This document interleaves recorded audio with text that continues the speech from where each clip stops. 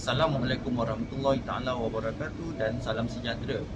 Kami daripada Kumpulan 5 Grup T PES UUM Cawangan Johor Bahru ingin membentangkan tugasan kami bagi subjek hubungan manusia dalam pentadbiran yang bertajuk isu peranan majikan dan integriti pekerja dalam menghadapi pandemik COVID-19. Sebelum itu, saya ingin memperkenalkan ahli kumpulan kami yang terdiri daripada saya sendiri, Muhammad Afif bin Yusof, Hafizan bin Maksum, Cik Mustafa Helmi bin Cik Zakaria, Muhammad Faiz bin Zahar serta Nur Jihan binti Abdul Ghani. Sebagai permulaan, saya akan menerangkan apakah itu COVID-19. Apa yang anda tahu tentang COVID-19? COVID-19 merupakan virus baru yang ditemui pertama kali di Wuhan, China pada Disember 2019. Pada 9 Mac 2020, Pertubuhan Kesihatan Sedunia WHO telah mengiktiraf COVID-19 sebagai pandemik kerana ia telah tersebar ke serata negara di seluruh dunia. Virus ini dikenali dengan nama coronavirus ataupun nama pendeknya COVID-19.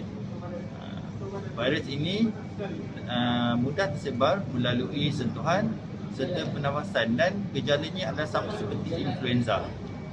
Assalamualaikum dan salam sejahtera. Nama saya Muhammad Faiz bin Zahar. Saya akan menerangkan tentang tindakan TMB dalam menghadapi COVID-19. Yang pertama, tanggungjawab TMB terhadap masyarakat. Ketika perintah kawalan pergerakan yang pertama dilaksanakan oleh kerajaan, TMB telah menyumbang sebanyak 10 juta ringgit kepada KKM, Kementerian Kesihatan Malaysia, bagi membeli barang peralatan perubatan dan lain-lain. Selepas itu TMB menambah lagi peruntukan sebanyak 17.5 juta kepada Jabatan Kerajaan Negeri, kepada setiap negeri lah. Dan bantuan itu adalah untuk membeli barang-barang peralatan elektrik seperti ventilator, iaitu bantuan pernafasan, barang-barang perubatan dan lain-lain lah. Selain daripada itu, TMB dan pihak kerajaan juga telah melaksanakan satu diskaun elektrik kepada semua rakyat Malaysia, iaitu melalui satu dasar, iaitu bantuan prihatin elektrik. BPE ini diberi kepada semua rakyat. Diskaun ini diberikan sehingga RM77 sebulan untuk tempoh 3 bulan bagi penggunaan 300 kWh yang pertama. Pada peringkat awal, TMB telah memberikan diskaun sebanyak 2% kepada penghuni kediaman. Kemudiannya TMB telah menambah sebanyak 8% lagi dan menjadikan keseluruhan diskaun adalah sehingga 10%. Selain daripada bantuan prihatin elektrik, iaitu BPE, pekerja TMB juga telah membuat inisiatif sendiri mewujudkan satu tabung bantuan, iaitu tabung bantuan prihatin untuk warga kerja TMB, iaitu dengan membuat potongan gaji, iaitu seramai 14,500 orang pekerja telah menyumbangkan dalam program tabung bantuan ini, dan telah memberikan disalurkan kepada pihak-pihak yang memerlukan, khususnya kepada B40, orang kurang upaya, ibu tunggal dan sebagainya. Yang kedua adalah tanggungjawab TMB kepada para pekerja. Semasa Perintah Kawalan Pergerakan dilaksanakan, iaitu PKP, TMB telah membahagi kepada dua bahagian para pekerjanya, iaitu kepada bahagian kritikal dan non-kritikal. Bagi bahagian kritikal adalah seperti frontliner yang menjaga kaunter dan pihak-pihak teknikal lah, bagi menyalurkan elektrik secara berterusan lah. Yang kedua adalah non-technical. Yang kedua adalah non-critical. Yang non-critical ini adalah terdiri daripada bahagian non-technical. Bahagian ini yang disarankan work from home di rumah lah. Setiap pekerja diwajibkan membuat pengisytiharan kesihatan melalui ESHD, iaitu satu website yang TNB wujudkan untuk memantau segala pergerakan para pekerja lah. ESHD ni adalah singkatan bagi Employee Self Help Declaration. Setiap pekerja wajib declare kesihatan masing-masing setiap pagi sebelum pukul 10 pagi lah. Dan declaration itu ada menyatakan juga tahap kesihatan para pekerja lah. Dan sekiranya pekerja ada penyakit dan tidak boleh hadir ke pejabat, so dia akan keluar tanda merah. Bila tanda merah, pekerja disarankan untuk bekerja di rumah. Manakala kalau tiada sebarang penyakit, dia akan keluar tanda hijau. So tanda hijau itu adalah menyatakan pekerja boleh datang ke ofis lah, bekerja di ofis. Sekarang saya akan menerangkan beberapa teori yang berkaitan dengan isu yang sedang dibincangkan. Dalam tugasan ini, kami telah menggariskan 3 teori utama, iaitu teori situasi, teori Z serta teori komunikasi interpersonal. Bagi teori komunikasi merupakan teori di mana pengurusan tertinggi sesebuah organisasi dianggap boleh bekerja dengan situasi yang berbeza-beza secara fleksibel. Sebagai contoh, Tenaga Nasional Berhad, pengurusan tertingginya telah mengeluarkan arahan di mana pekerja boleh bekerja daripada rumah, iaitu work from home ataupun work home base. Bagi work home base ini melibatkan pekerja tadika di mana sekiranya terdapat panggilan telefon yang penting atau kerja yang penting, mereka boleh terus keluar daripada rumah tanpa perlu pergi ke pejabat. Bagi work from home pula, ini lebih melibatkan pekerja di pejabat, iaitu di mana mereka bekerja daripada rumah, meeting atas talian dan menghantar kerja-kerja yang boleh dibuat daripada rumah secara atas talian. Assalamualaikum warahmatullahi taala wabarakatuh. Saya Hafizan bin Maksum, nombor matrik 268356. Akan menjelaskan 3 masalah utama yang akan dibincangkan berkaitan integriti pekerja semasa pandemik COVID-19. Masalah yang pertama yang dihadapi adalah semasa Perintah Kawalan Pergerakan, kerajaan telah mengarahkan seluruh rakyat Malaysia khususnya untuk duduk di rumah ataupun bekerja dari rumah, BDR atau work from home. Apabila Perintah Kawalan Pergerakan diketatkan, maka pekerja-pekerja, ada sebilangan pekerja TNB yang tidak mematuhi peraturan untuk duduk di rumah, di mana mereka keluar tanpa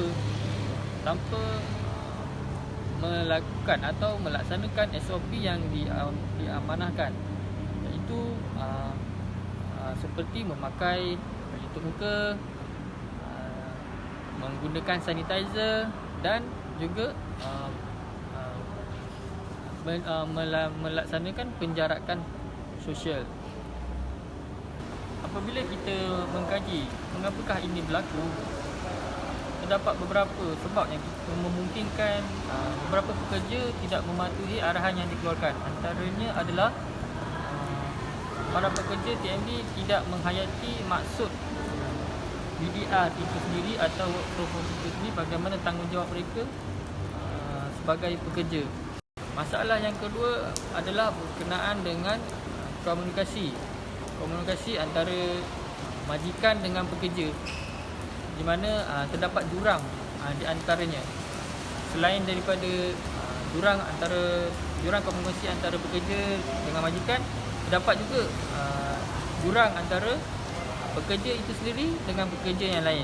Jadi ini menimbulkan satu keadaan di mana masalah perhubungan sosial, kita katakan komunikasi sosial tidak dapat dieratkan, menjadikan setengah pekerja ini menghadapi terasa tekanan pada diri seperti bila berada di rumah bilik kejadian berlaku tekanan perasaan ataupun kita panggil kemurungan. Apa yang saya nak jelaskan di sini, apabila seseorang itu menjadi kemurungan, secara automatiknya pekerja itu tidak dapat memberikan kerja yang hakiki yang terbaik kepada syarikat atau pentadbiran.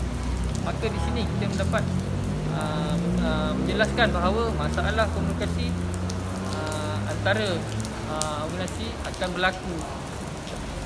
Masalah yang ketiga yang dihadapi oleh majikan terhadap pekerjanya adalah ada sebilangan pekerja yang tidak mengisytihar status mereka, di mana mereka ada kontak rapat dengan pesakit COVID-19. Jadi satu masalah pada majikan untuk mengenal pasti atau membuat tindakan yang sewajarnya di kalangan pekerja-pekerja tersebut. Ada juga sebilangan pekerja yang didapati telah membuat swab test dan diberikan gelang pink, namun masih juga bergerak bebas, seperti pergi ke kedai, pergi ke berjumpa rakan-rakan untuk berinteraksi dan lain, sedangkan mereka tidak tahu bahawa risiko untuk dapat jangkitan semula itu adalah amat besar. So di sini kita melihat bahawa masalah ini tidak akan berkelanjutan sekiranya tahap integriti pekerja itu sendiri tidak mematuhi, tidak mengamalkan apa yang sepatutnya. Assalamualaikum warahmatullahi wabarakatuh. Nama saya Nur Jihamidi Abdul Ghani. Nombor metrik 268574. Bagi menyelesaikan isu pekerja mengambil kesempatan semasa work from home, TMB perlu memberi kesedaran tentang konsep bekerja dari rumah, iaitu walaupun bekerja dari rumah, pekerja perlu bekerja seperti biasa.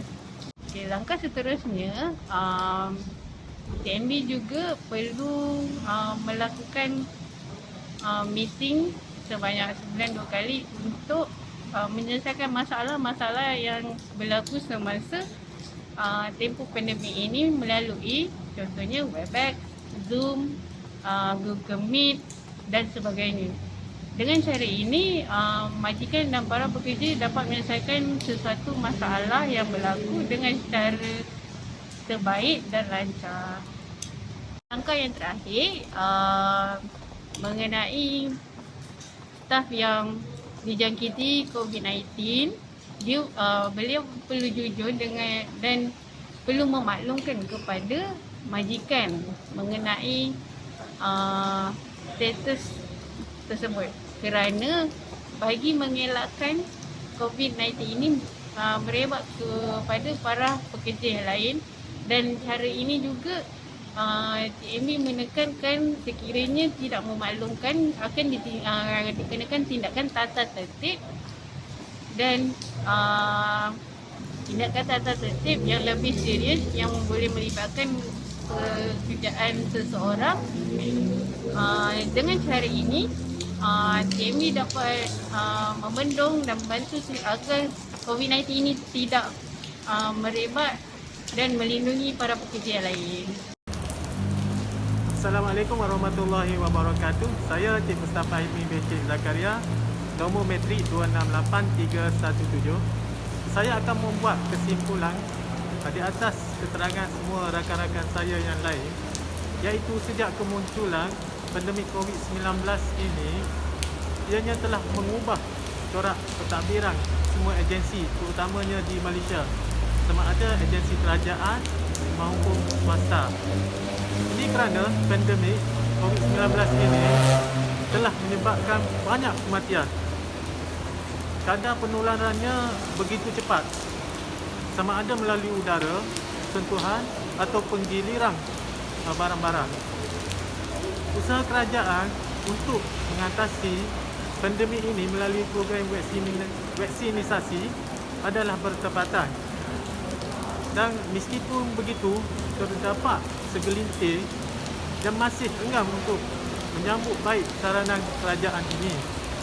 Oleh itu, kita sebagai rakyat Malaysia yang prihatin perlu memandang usaha kerajaan ini, iaitu program vaksinisasi, program kuarantin, sebagai satu inisiatif ke arah yang positif dan tidak memandang perkara tersebut dari sudut yang negatif. Kerana pada masa sekarang hanya itu yang kita dapat lakukan, itu yang terbaik.